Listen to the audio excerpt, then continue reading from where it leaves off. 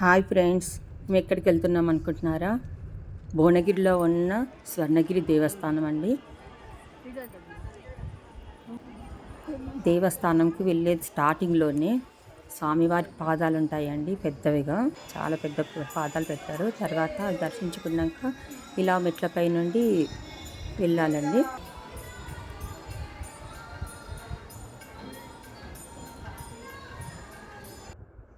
వెళ్తుంటే మధ్యలో దారిలో అన్ని దశావతారాల విగ్రహాలు పెట్టారండి. అన్నీ కవర్ చేయలేకపోయాను నేను.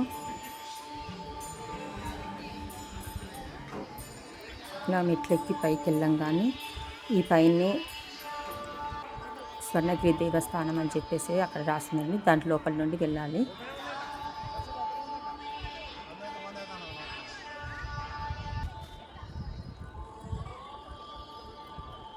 చుట్టూ కవర్ చేయడానికని మొత్తం తీసాను అదంతా.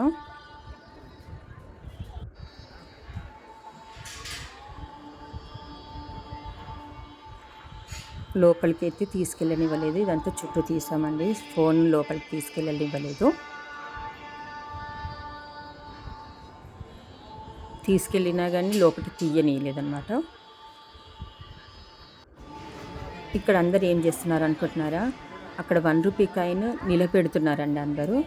అది నిలబడితే వాళ్ళ కోరికలు నెరవేరుతాయి అని చెప్పి వాళ్ళ నమ్మకము. చూడండి అందరు ఎలా నిలబెడుతున్నారో.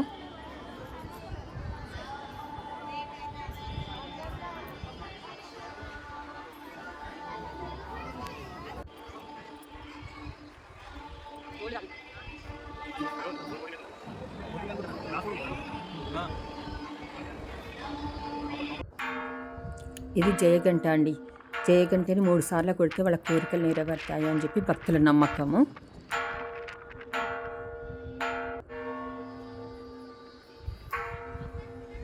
అక్కడ పైనుండి చూస్తే అక్కడ వ్యూ చాలా బాగుందండి. గ్రీనరీ అంతా బాగుంది అక్కడ. చూడండి ఎంత ప్రశాంతంగా ఉందో,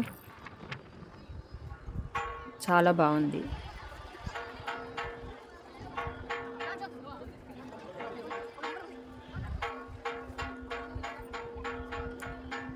ఇది కోనేరు అండి.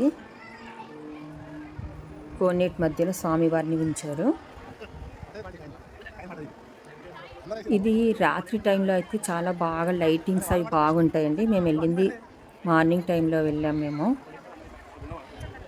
చాలా బాగుందండి. ఇప్పుడు కొంచెం జనాలు తగ్గారండి. అప్పుడు స్టార్టింగ్లో అయితే జనాలు చాలా ఉండేవాళ్ళు. ఇప్పుడు చాలా తగ్గిపోయారు జనాలు. ఇదండి అక్కడ స్వామివారి ప్రసాదం అండి. అంటే భోజనాలు పెడుతున్నారు.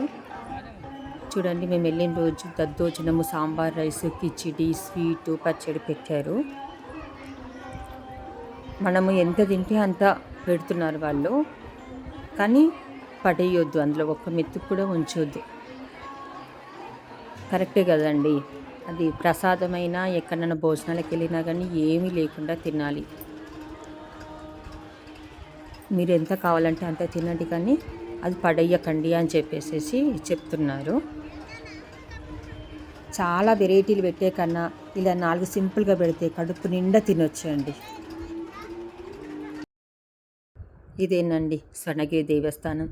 Bye bye friends. Please like, share and subscribe.